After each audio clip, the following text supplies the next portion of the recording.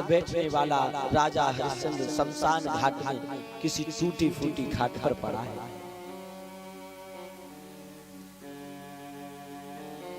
इधर रोहित जंगल में पुष्प बीनने के लिए गया था तो एक सर्प के डसने से रोहित की मौत हो गई।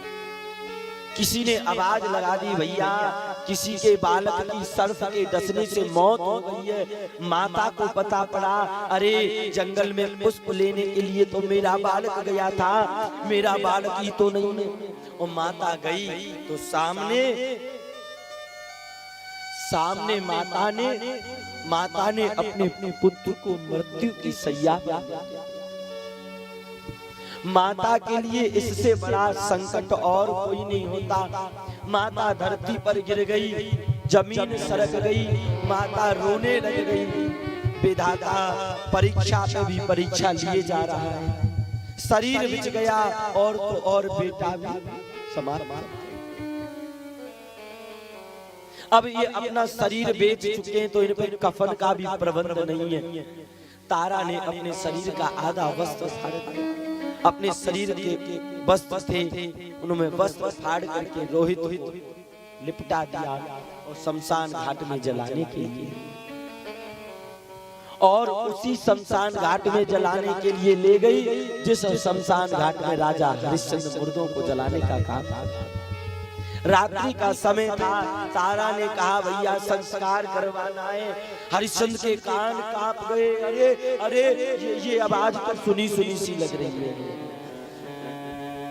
पीछे मुड़कर के देखा, तारा के हाथ इस प्रकार थे तो तारा के हाथ पर एक चक्र बना था। हरिश्चंद्र पहचान गए, ये चक्र तो मेरी तारा पहचान गए, मेरी पत्नी है। अरे तारा तारा क्या हुआ? स्वामी अपना पुत्र, स्वामी अपना पुत्र हमें छोड़ करके चला गया। हरिश्चंद्र धरती पर गिर गए। विधाता क्या कर दिया? परीक्षा पे परीक्षा लेते जा रहा। स्वामी अब जल्दी से बालक का त्रयोदशी संस्कार, बालक का संस्कार करो। हरिश्चंद्र बोले, देख तारा, इस समय में एक वाल्मीकि के यहाँ काम कर रहा हूँ। बालक को जलाऊंगा बाद में, पहले मुझे कर दो। अरे स्वामी बुद्धि बिगड़ गई है, अपने बालक को जलाने के लिए कर मांग रहे हो। तारा इस समय में दूसरे के यहाँ काम, आधा शरीर का आधा कपड़ा वस्त्र तो कफन में लपेट दिया, थोड़ा सा वस्त्र और बचा, वो भी फाड़ के दान में दे दिया। इधर किसी ने कह दिया, भैया बच्चों को खाने वाली कोई चुड़ैल आ गई है। तो तारा को लोग चुड़ैल समझ रहे हैं। कभी कभी माधव परीक्षा पे परीक्षा लेता चला जाता।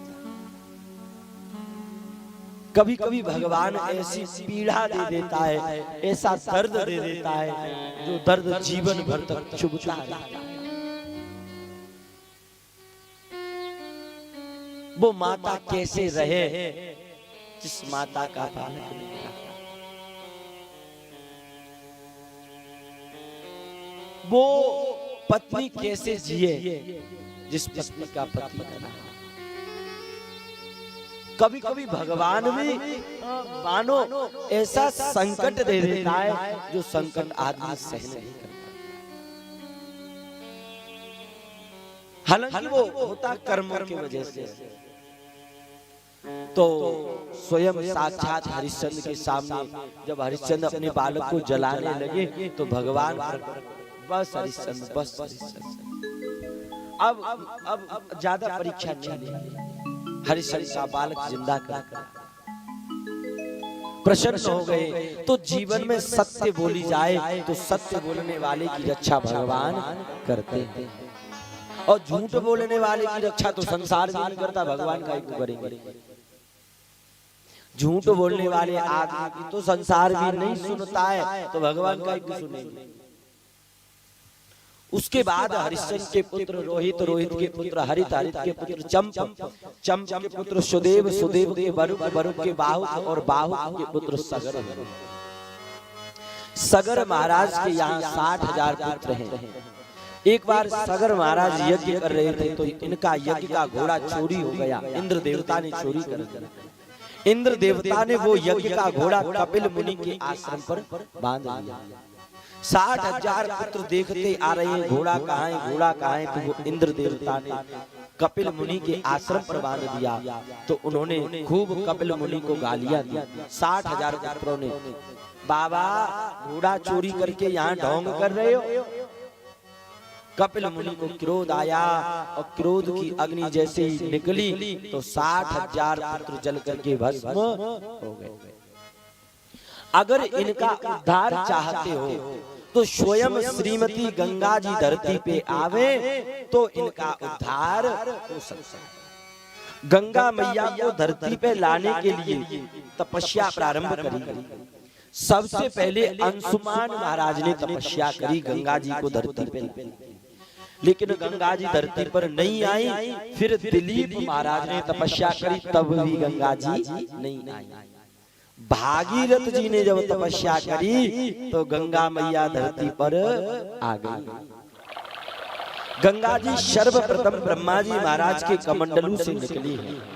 उसके बाद ध्रुव लोक में गई और ध्रुव लोक के बाद सप्त ऋषियों का मंडल है, सप्त ऋषि मंडल में गई। और सप्त ऋषि मंडल के बाद गंगा जी महादेव बाबा की जटाओं में आई है। महादेव बाबा की जटाओं में से गंगा जी निकलती हुई सुमेरु पर्वत पे, और सुमेरु पर्वत के बाद गंगा जी हिमालय से झरझर करके निकलती हुई आ रही।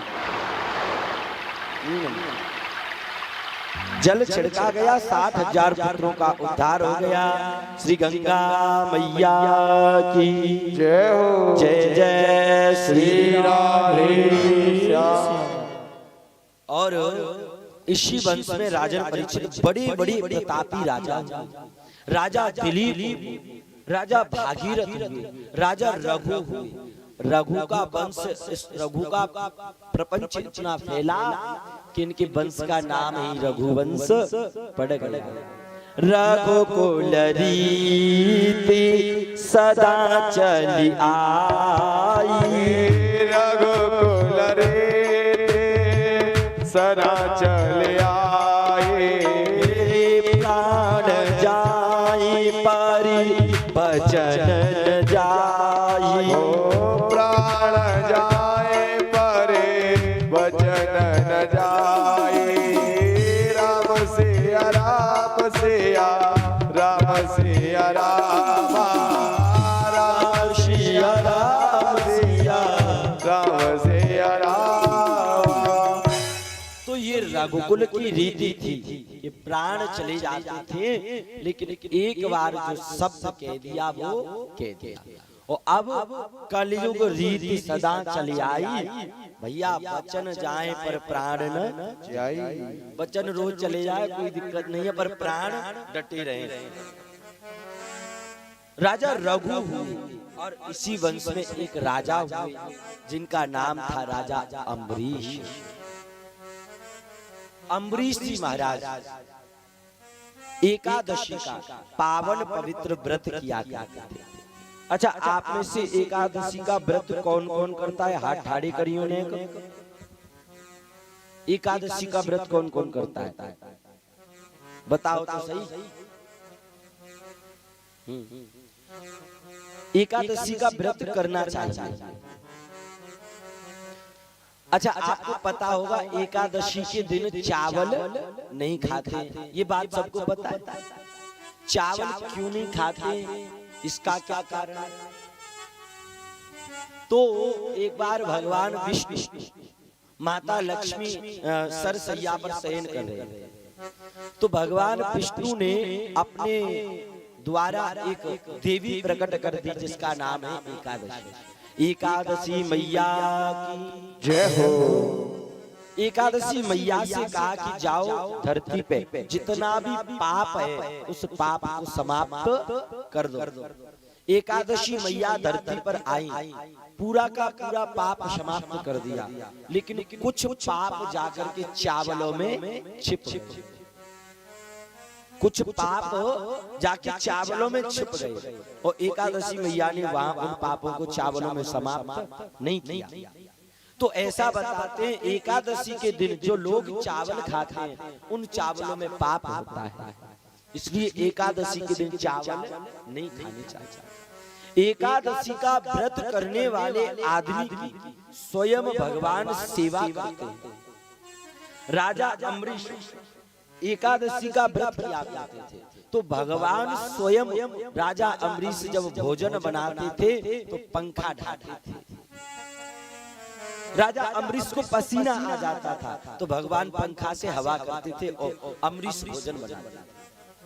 एक दिन क्या हुआ, राजा अम्बरीश ने एकादशी का व्रत किया और उसी दिन एकादशी का व्रत किया। उसी दिन अम्बरीश के पास दुर्वासा ऋषि आए। तो दुर्वासा ऋषि ने कहा आए तो अम्बरीश ने स्वागत किया। अम्बरीश ने कहा दुर्वासा जी आपका कल निमंत्रण है, कल आप हमारे यहाँ भोजन कर लेना। द्वादशी को, एकादशी का परायण द्वादशी को किया जाता है ना, तो दुर्वासा जी ने कहा ठीक है हम कर लेंगे। लेकिन द्वादशी आई लेकिन दुर्वासा ऋषि वापस नहीं आए भोजन करने के लिए। और अम्बरीश ने सोचा अगर मैंने द्वादशी को एकादशी का परायण नहीं किया और त्रयोदशी लग गई तो मेरा व्रत खंडित हो जाएगा, मेरा व्रत पूरा नहीं माना। क्यों? क्योंकि एकादशी का परायण द्वादशी को ही किया जाता है, त्रयोदशी को नहीं करते। तो दुर्वासा ऋषि आए नहीं और त्रयोदशी लगने वाली है और अम्बरीश को द्वादशी में ही परायण करना है। इसलिए अम्बरीश ने निमंत्रण तो कर दिया दुर्वासा ऋषि का, दुर्वासा ऋषि नहीं आए तो फिर अम्बरीश ने उनके आने से पहले ही भोजन कर लिया। अब दुर्वासा ऋषि आए देर में। दुर्वासा ऋषि ने कहा अच्छा हमारा निमंत्रण कर दिया और निमंत्रण करने के बाद हमसे पहले ही भोजन करने बैठ गए। तो दुर्वासा ऋषि को क्रोध आ गया। दुर्वासा ऋषि ने अपनी जटाएं खोल दी, एक भयानक स्त्री प्रकट कर दी जिसका नाम था तुष्टा। और वो भयानक स्त्री अम्बरीश को मारने के लिए दौड़ी कि भाई तूने अगर दुर्वासा का